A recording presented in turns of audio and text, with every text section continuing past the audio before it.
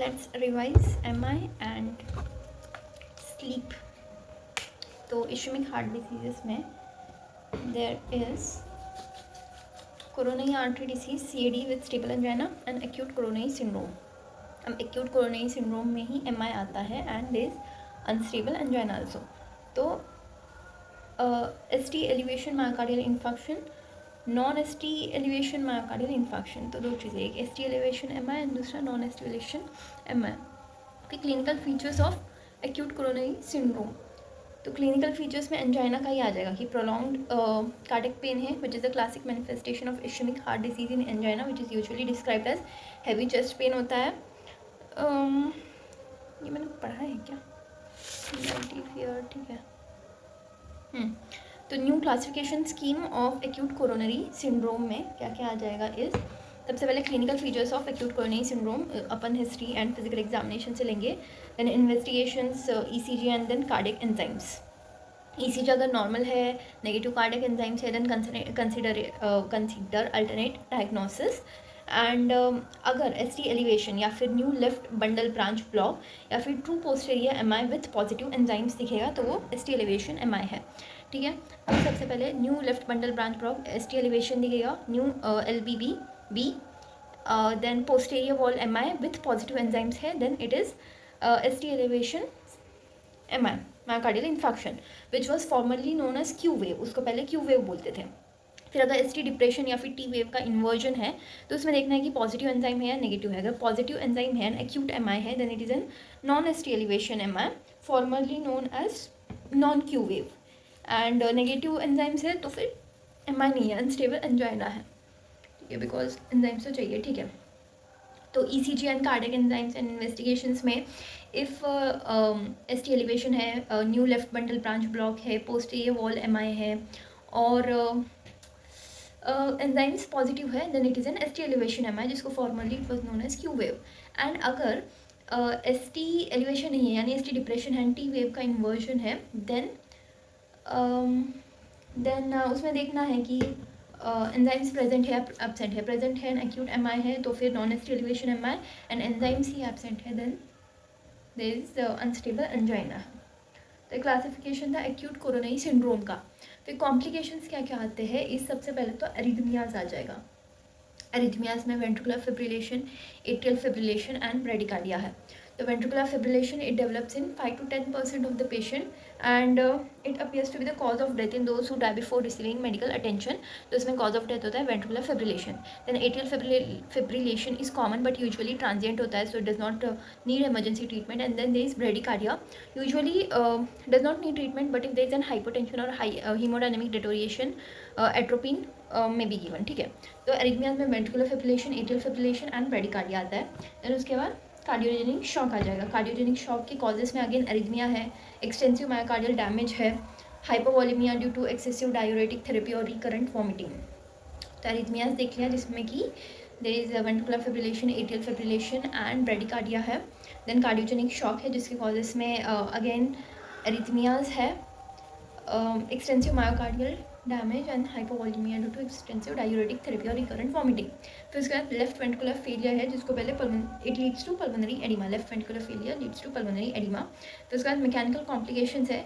तो mechanical complications में myocardial rupture है, rupture of the ventricular free wall, rupture of ventricular septum and rupture of papillary muscles. तो myocardial rupture ventricular septum का rupture है, papillary muscle का rupture है and ventricular free wall का भी rupture है. And it results in haemopericardium and cardiac tamponade हो जाता है उससे. ठीक है, तो अपन ने 4 कॉम्प्लिकेशन देखा, एरिथमिया, कार्डियोजेनिक शॉक, लास्ट में मैकेनिकल कॉम्प्लिकेशन था एंड उसके पहले left ventricular failure. Then embolism हो सकता है, वेंट्रिकुलर एन्यूरिज्म है एंड देन पेरिकार्डाइटिस. अब पेरिकार्डाइटिस में भी there is early pericarditis and delayed form of pericarditis. तो अर्ली पेरिकार्डाइटिस में जो है वो ट्रांसम्यूरल मायोकार्डियल इंफाक्ट है which involve the pericardium and causes fibrinous और fibrinohaemorrhagic pericarditis, usually develop third या फिर सेकेंड डे पर. फिर delayed form of pericarditis is post myocardial infarction syndrome या फिर ड्रेसलेस सिंड्रोम कहते हैं It develops 2 to 10 weeks after the infection, probably immunologically mediated reaction to necrotic muscle. It is characterized by fever, pericarditis and pleurisy. Treatment is aspirin या फिर other NSAIDs या फिर corticosteroid. तो 7 complications देखे अपन ने एमआई के, जिसमें सबसे पहले अरिथमिया आता है, जिसमें ventricular fibrillation, atrial fibrillation, bradycardia है. देन कार्डियोजेनिक शॉक है. देन उसके बाद there is left ventricular failure है which leads to pulmonary oedema. Then mechanical complications है जिसमें कि rupture of papillary muscle, ventricular septum, wall of myocardium, ये सब आता है. फिर उसके बाद पेरिकार्डाइटिस है जिसमें early form and delayed form है. Delayed form is also known as post myocardial infection syndrome. ठीक है, पोस्ट मायोकार्डियल इन्फेक्शन सिंड्रोम. फिर पेरिकार्डाइटिस हो गया, फिर embolism and then ventricular aneurysm आ जाएगा. तो एम्बोलिज्म एंड वेंट्रिकुलर एन्यूरिज्म. फिर उसके बाद अब सीरम मार्कर्स एमआई में जो कि सबसे इंपॉर्टेंट होता है, इस सबसे पहले क्रिएटिनिन काइनेज है. तो cardiac creatinine kinase is CKMB. It is a non specific enzyme marker present in brain, myocardium and skeletal muscle. 2 isoforms होते हैं, M and B muscle and brain में होता है. MB heteromers is chiefly present in the cardiac muscle. तो CKMB levels जो है 4 to 6 hours में जो है वो राइज करते हैं, peak at 12 hour and returns within 72 hours. फिर लैक्टेट डिहाइड्रोजनेस, CKMB. फिर लैक्टेट डिहाइड्रोजनेस है. It is again not a specific marker. It starts rising after 24 to 48 hours. It remains for many days and returns normally in 7 to 14 days. Then myoglobin. Oh, myoglobin तो बनाया ही नहीं. It is the earliest marker of MI. It is an oxygen carrying capacity respiratory protein found only in the skeletal and cardiac muscle. myoglobin बना सकते हैं क्या? 1 to 3 hours ही बोल रहा है, ये तो बना देते हो क्या? कहाँ से कहाँ तक जाना है, बस इतना बता दो.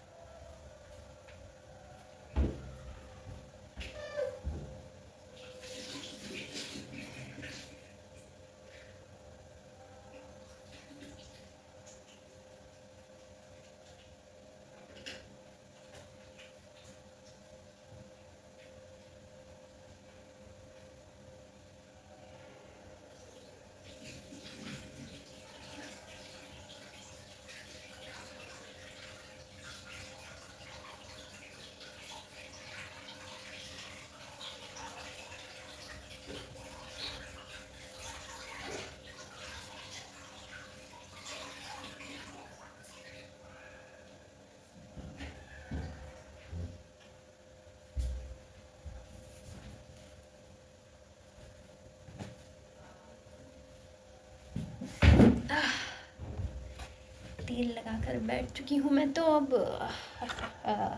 ठीक है, मायोग्लोबिन 1 to 3 आवर्स में हो रहा है, अर्लीस्ट मार्कर है.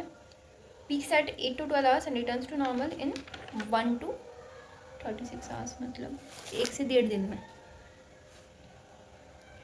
तो ये ऐसे आएगा, पीक्स एट 8 to 12 आवर्स, यही पीक होता है एंड यहीं पे नीचे आ जाएगा. So this beautiful thing is myoglobin.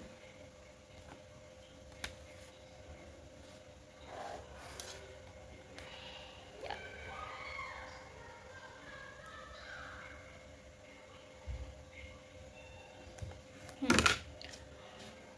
तो ये डायग्राम ही याद करने की ज़रूरत है बस. मायोग्लोबिन फिर कार्डियक ट्रोपोनिन है, जिसमें कि कार्डियक ट्रोपोनिन INT आता है, most sensitive and specific marker है. Levels begin to rise 4 to 6 hours पे, पीक्स एट 48 आवर्स एंड 7 से 10 दिन में रहते हैं.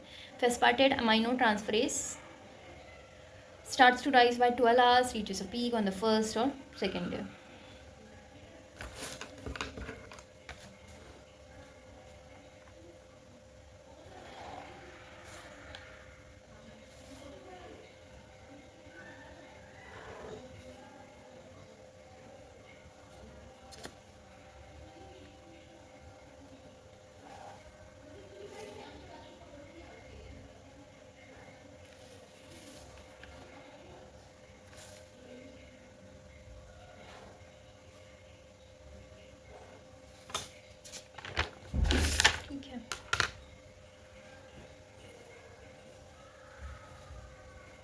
एंड अगर MI में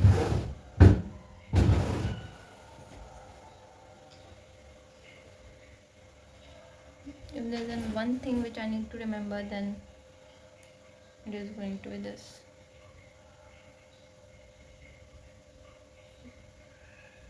स्टिकी साइड कौन सा है?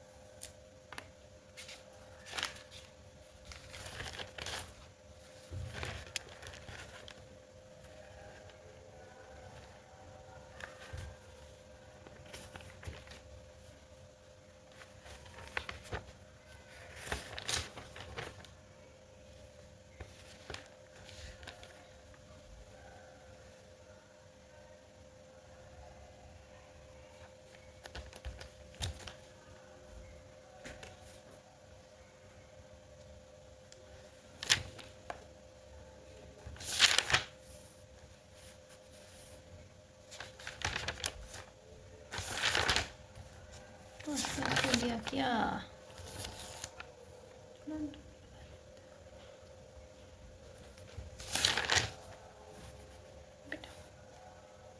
भर ही दूंगी इसको तो मैं, लाइक इतनी चीज़ें तो बेसिक है, ये तो आना ही चाहिए. ऐसा है.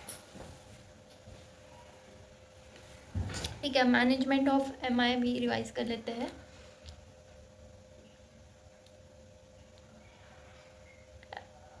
Let's moisturise our lips.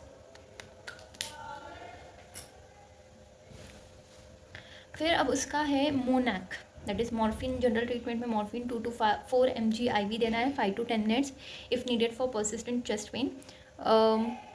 Unresponsive to nitrates. Oxygen जो है 4 लीटर्स पर मिनट में जो है वो दे सकते हैं. फिर उसके बाद जो है वो नाइट्रोग्लिसरीन देना है सबलिंगुअल और spray followed by infusion for persistent chest pen अगर हो रहा है. फिर एस्पिरिन है, लोडोस एस्पिरिन ही है, एंड देन क्लोपिडोग्रेल है. तो मोनैक से morphine, oxygen, nitrates that is nitroglycerine है, and then S aspirin, and then clopidogrel है. देन कंफर्म करना है diagnosis by ECG and plasma cardiac biomarkers से.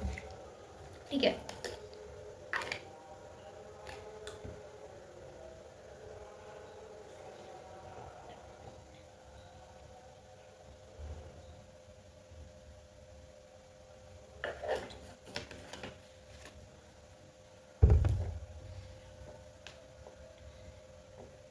स्पेसिफिक थेरेपी में देर थ्रोम्बोलिसिस है. देन और percutaneous coronary intervention, beta blocker unless contraindicated, treat the complication, arrhythmia है, congestive failure है, shock है. फिर एक्यूट कोरोनरी सिंड्रोम के मैनेजमेंट में ECG में जो है वो ST elevation MI, non ST elevation MI. ST elevation है तो रीपरफ्यूजन अप्रोच देना है. एस्पिरिन हेपारिन है, that is low molecular weight heparin दे सकते हैं. क्लोपिडोग्रिल है. Choose perfusion method. Fibrinolytic drug है streptokinase. Primary percutaneous coronary intervention, and then anti thrombolytic approach है aspirin, heparin, clopidogrel. For high risk patient there is GP2B3A inhibitors है. Proceed to cath lab. फिर उसके बाद there is heart failure है. सो heart failure, heart is unable to pump the blood at a rate which is sufficient to meet the metabolic demands of the tissues or can do so only at an elevated filling pressure. So it is a complex syndrome that results from any structural or functional cardiac disorder. Heart failure is the common end stage of many forms of chronic heart disease and most common reasons for hospitalization in adults more than 65 years of age. तो global incidence and prevalence में heart failure it is a major cause of morbidity and mortality worldwide. The prevalence of heart failure increases significantly with age. Blacks have highest risk developing heart failure followed by Hispanics, whites, Chinese Americans. Majority of these patients die because of progressive heart failure or sudden cardiac death. Then mechanism of heart failure में अब सबसे पहले reduced cardiac output हो रहा है. दो चीज़ों की वजह से हो सकता है, right ventricular failure and left ventricular failure. Right ventricular failure में कॉर पल्मोनेल है, right sided valvular heart disease, right sided disease of myocardium, pulmonary hypertension. And left ventricular failure में there is ischaemic heart disease, valvular disease, myocarditis है, restrictive pericarditis. तो basically reduced cardiac output हो रहा है. तो उसके बाद हार्ट में कंपनसेटरी मैकेनिज्म होते हैं. So there is cardiac and neurohumoral activation. So cardiac compensatory mechanism में टैकीकार्डियन इंक्रीज हो रहा है मायोकार्डियल कॉन्ट्रैक्टिलिटी को. तो इंक्रीज कार्डियक ओवरलोड, जो कार्डियक ओवरलोड है वो इंक्रीज हो रहा है. And then compensatory hypertrophy and dilatation, उसकी वजह से कंपनसेटरी हाइपरट्रॉफी है एंड डायलिटेशन है. देन न्यूरोह्यूमरल एक्टिवेशन में सिंपैथेटिक नर्वस सिस्टम है. And then there is activation of renin angiotensin aldosterone mechanism है. तो इससे सोडियम एंड वाटर का रिटेंशन होता है. And there is increase intravascular volume. And sympathetic nervous system से भी वेसो कंस्ट्रिक्शन हो रहा है. So there is increase PP and cardiac workload है. तो फर्दर स्ट्रेस ऑन मायोकार्डियम होता है. तो फर्दर स्ट्रेस ऑन मायोकार्डियम से there is congestive heart failure. तो क्या हो रहा है, रिड्यूस्ड कार्डियक आउटपुट से जो है लेफ्ट वेंट्रिकुलर फेलियर और राइट वेंट्रिकुलर फेलियर से जो है रिड्यूस्ड कार्डियक आउटपुट है. Then there are compensatory mechanism. So neurohumoral compensatory activation है. And then there is cardiac compensatory mechanism है, जिसकी वजह से टैकीकार्डिया, इंक्रीज मायोकार्डियल कॉन्ट्रैक्टिलिटी हो रहा है, increase cardiac overload, increase cardiac workload, and जिसकी वजह से कंपेंसेटरी हाइपरट्रॉफी एंड डायलिटेशन होता है. फिर उसके बाद इधर आ जाओ न्यूरोह्यूमरल में. सिंपैथेटिक नर्वस सिस्टम से इजी है, सिर्फ वेसोकंस्ट्रिक्शन हो रहा है. फिर activation of renin angiotensin aldosterone system से सोडियम वाटर का रिटेंशन हो रहा है. उसकी वजह से इंक्रीज्ड इंट्रावास्कुलर वॉल्यूम है. And that leads to increase BP and cardiac workload. And increase BP and cardiac workload हो गया, so there is further stress on myocardium which leads to congestive heart failure. So this is the mechanism of heart failure and the heart fails. तो कुछ नहीं, compensatory mechanism में बस cardiac में ये याद करना है, लास्ट में हाइपरट्रॉफी हो रहा है, नॉन न्यूरोह्यूमरल में रेनिन एंजियोटेंसिन है, एंड ये क्या था, सिंपैथेटिक नर्वस सिस्टम है.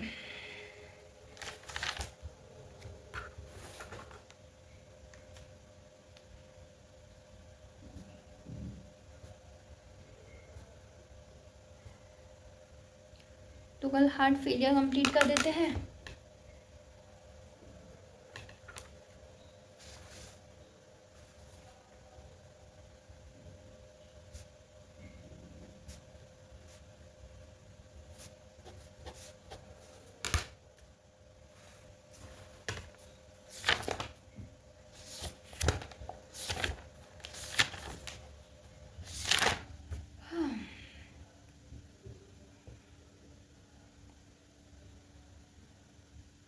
चलो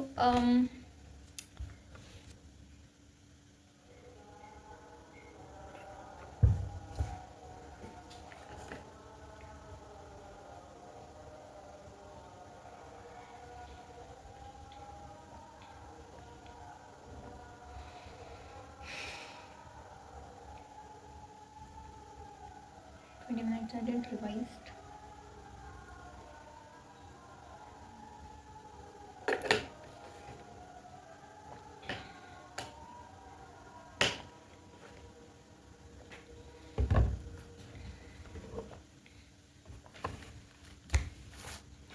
पढ़ लेती हूँ क्या आगे भी.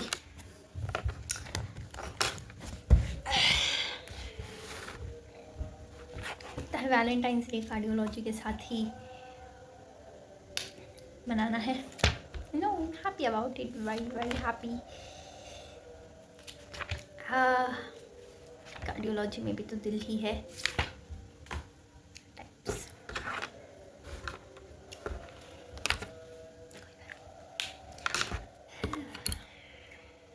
तो टाइप्स भी अब पूछा ही है.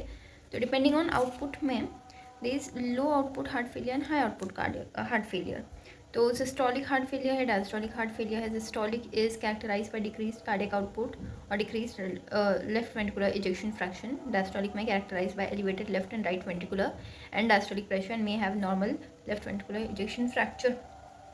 High output may characterized by failure of the heart to maintain sufficient circulation despite increased cardiac output, defined as cardiac output more than 8 liters per minute or cardiac index more than 3.9 liters per minute per meter square.